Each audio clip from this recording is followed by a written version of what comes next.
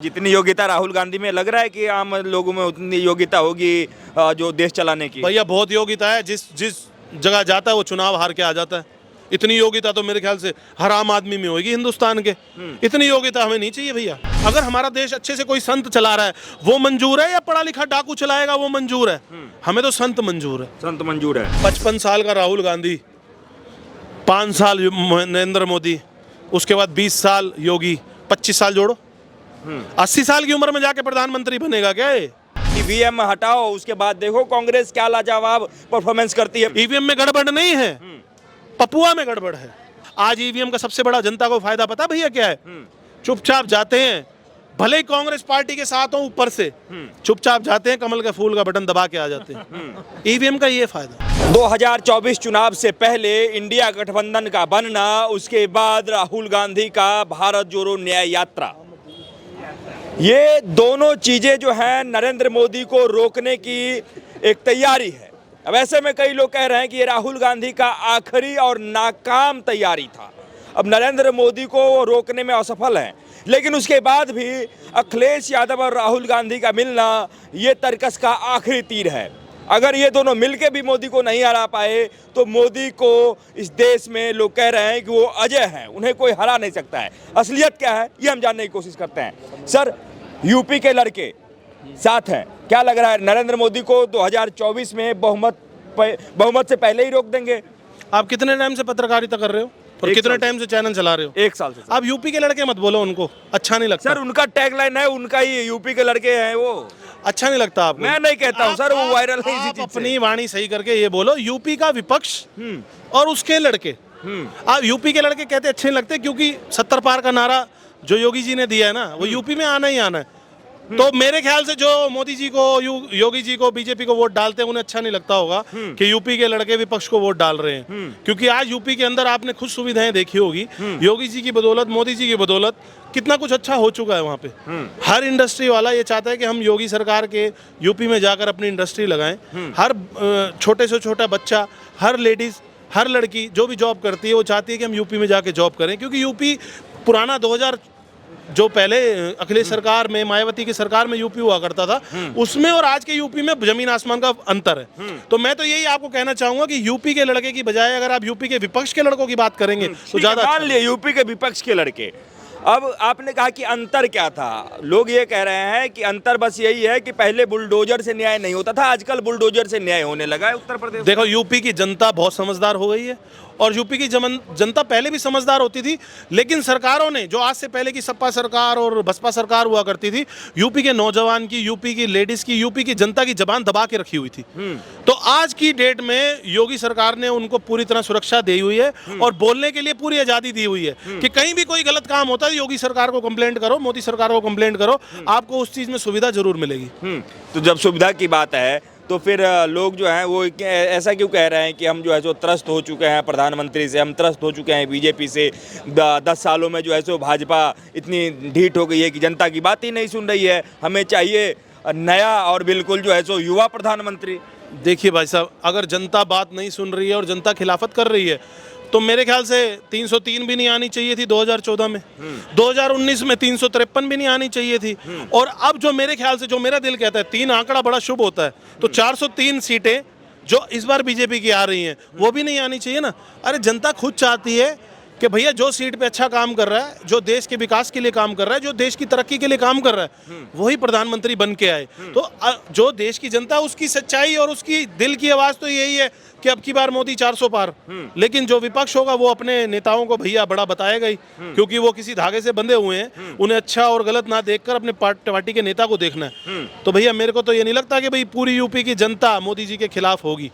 अभी कल परसों में जब राहुल गांधी न्याय यात्रा कर रहे थे उत्तर प्रदेश में, उन्होंने कहा कि यहाँ के लड़के जो है वो शराब की नशे में डोलते हैं, जय श्री राम करते हैं, इन्हें बाद में पता चलेगा, जब ये भूखे रहेंगे, जब बेरोजगार रहेंगे, तब पता चलेगा कि किसे वोट देते आ रहे हैं। उस राहुल गांधी को कान खोल के ये बता दो, जो लोग मरने के बाद भी राम राम करते हैं, जब अर्थी लेके जाते हैं तो किसका नाम लेते हैं? श्री राम का नाम लेते हैं, ताकि मरने वाली आत्मा को, जो मर चुके हैं उनकी आत्मा को मोक्ष प्राप्त हो। मरने के बाद जो राम का नाम लेते हैं वो तो भैया राम नाम के नशे में खोए हुए हैं। उनको तुम ये क्या इल्जाम लगाना चाहते हो कि नशा करके वो राम का नाम लेते हैं? अरे भगवान का नाम ले रहे हैं, तुम्हें क्या दिक्कत है? सोनिया गांधी का नाम ले तो अच्छा रहेगा, इंदिरा गांधी का नाम ले तो अच्छा रहेगा, और साथ में गलत भी बोलेंगे। श्री राम का नाम ले रहे हैं तो तुम्हें क्या दिक्कत है भाई? राहुल गांधी को बोलो अपनी यात्रा कर ले, 2 महीने की यात्रा, उसके बाद रिजल्ट आ जाना है, बैग उठा के इटली घूमने कितने दिन के लिए जाएगा, उससे सिर्फ ये पूछा करो। न्याय यात्रा से मतलब कोई फायदा नहीं होने वाला है विपक्ष को। किस बात की न्याय यात्रा भाई साहब? धारा 370 वापसी, ये यात्रा, यही तो न्याय होगा। उन्होंने 370 हटाया, उनकी नजरों में गलत हो गया। श्री राम मंदिर जो हमारा राम मंदिर बना है उसको हटा दें, ये न्याय यात्रा। 10 सालों से एक ब्लास्ट नहीं हुआ देश के अंदर, ये न्याय यात्रा। इतने पुल बन गए, वापसी तोड़ दें उनको, ये न्याय यात्रा। IMT 7 से 22 एम्स, ये न्याय यात्रा। एयरपोर्ट डबल हो गए, ये न्याय यात्रा। 5 लाख का बीमा लोगों को मिलता है, ये न्याय यात्रा। कई लोगों को घर मिल रहे हैं, ये न्याय यात्रा। अरे भैया बहुत सारी ऐसी बातें हैं। कह रहे हैं कि युवाओं को रोजगार नहीं मिल रहा है, इसके लिए न्याय यात्रा निकालो। युवाओं को रोजगार नहीं मिल रहा तो मेरे ख्याल से मोदी जी की 40 आएंगी और राहुल गांधी की 400 आएंगी। हाँ, यही होगा। हाँ। रिजल्ट आ जाएगा 2 महीने बाद, पता चल जाएगा। अच्छा, एक बात ये बताइए कि जब अब बात होता है विकास का, तो विपक्ष सबसे बड़ा आरोप लगाता है नरेंद्र मोदी पे कि नरेंद्र मोदी जो है वो विकास नहीं जानते हैं, सिर्फ और सिर्फ हिंदू मुस्लिम जानते हैं और मंदिर बनवाना जानते हैं, जबकि प्रधानमंत्री का काम होता है विकास करना। ऐसा कुछ विकास हुआ है मंदिर के अलावे देश में 10 सालों में? पिछले 70 सालों का विकास जो था, 1947 का बंटवारा, इसके बाप दादा ने सिगरेटें पीता था लड़कियों के साथ, प्राइवेट जेट जाया करते थे इससे सिगरेट लेने, वो विकास था मेरे ख्याल से। 1984 के अंदर दंगे हुए, वो विकास था। हर आए दिन कभी ट्रेन में ब्लास्ट, कभी गाड़ी में ब्लास्ट, कभी बस में ब्लास्ट, कभी सिनेमा हॉल में ब्लास्ट, ये विकास था। 8-8 साल की बच्चियों को रेप हो जाना, ये विकास हुआ करता था। इनका विकास, कांग्रेस पार्टी का, राहुल गांधी का विकास था अपने जीजा का विकास, अपनी मम्मी का विकास, इटली में होटल लेने का विकास, अपने नेताओं का 50-50 हजार करोड़ के जो पैसा है, काला धन है, वो विकास। इनकी नज़रों में वो विकास होता था, हमारी नज़रों में विकास होता है भैया आज 5 घंटे में सफर तय हो जाता है तो 10 घंटे में होता था। जो कश्मीर घूमने के लिए आज कोई भी आम आदमी चौड़े में जा रहा है, हमें तो ये विकास नजर आता है भैया। एयरपोर्ट डबल हो गए, हमें ये विकास नजर आता है। 7 एम्स 22 में बदल गए, हमें ये विकास नजर आता है। 10 साल में एक भी आतंकवादी गतिविधि नहीं हुई, हमें ये विकास नजर आता है। सैनिक जो आज चौड़े होकर घूम रहे हैं, हर हथियार है उनके पास आधुनिक, हर देश से लड़ने की क्षमता रखते हैं, वो विकास नजर आता है। हम लोगों को 5 लाख का बीमा मिल रहा है, हमें वो विकास नजर आता है।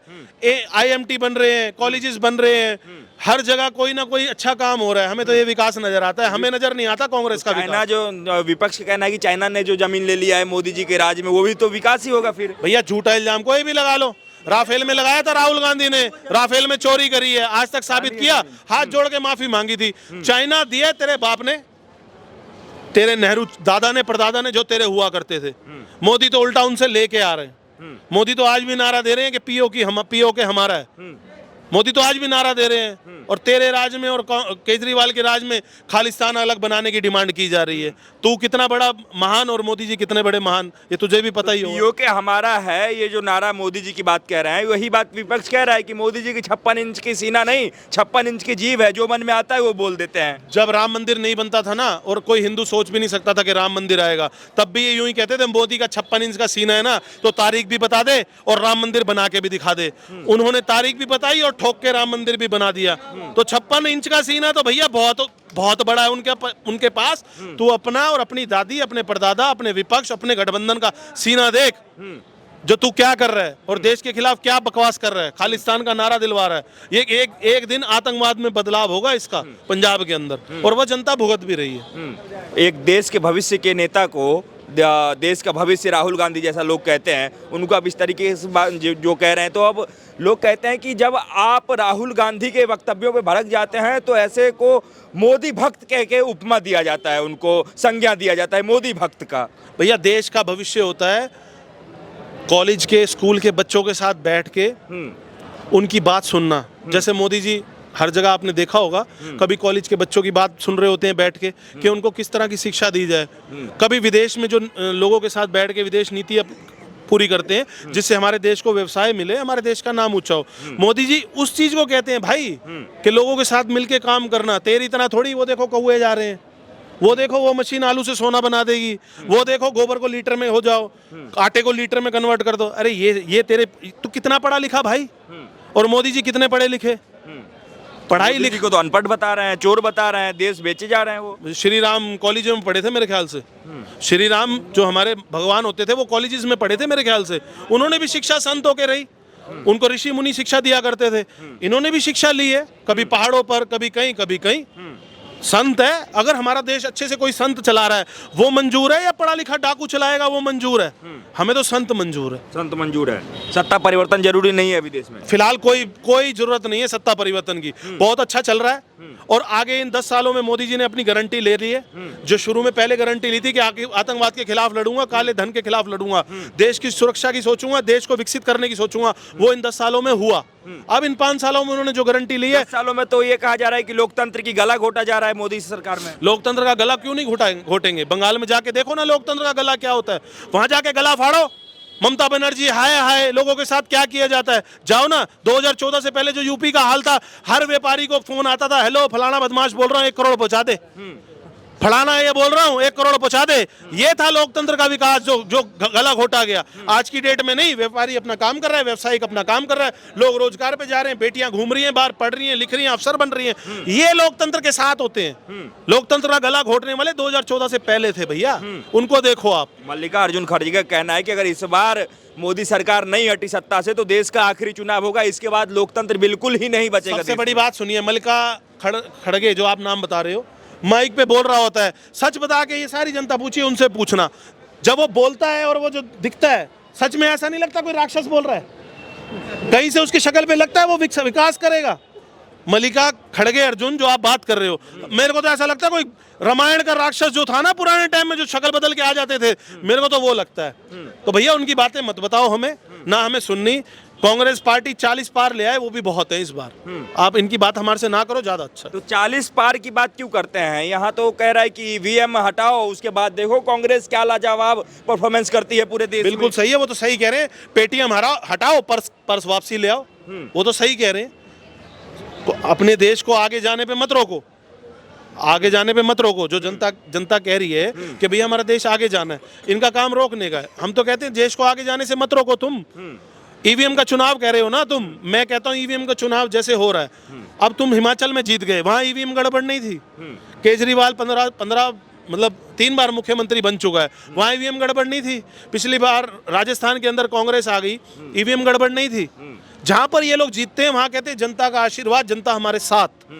और जहां पर ये हार जाते हैं, मोदी और ईवीएम, बस।